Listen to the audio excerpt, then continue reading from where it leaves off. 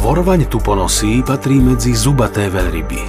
Je to najväčší ozubený tvor, aký kedy na Zemi žil. Môže dorásť do veľkosti 20 metrov a dosiahnuť váhu 60 tón. Sú to najhlbšie sa potápajúce cicavce, schopné ponoriť sa do hĺbky až 3000 metrov, kde lovia asi najstrašnejšieho tvora morských hlbín – kraka obrovského.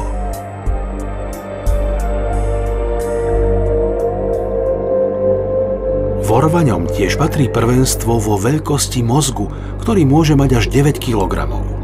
Aj tak sa v obrovskej hlave doslova stráca. Tu vyplňajú hlavové dutiny so zásobami spermacetu, zvláštnej voskovitej hmoty, ktorej význam sa pripisuje pri potápaní, vyrovnávaní tlaku či echolokácii. Vorvane sa po stáročia lovia kvôli mäsu, oleju a najmä kvôli spermacetu.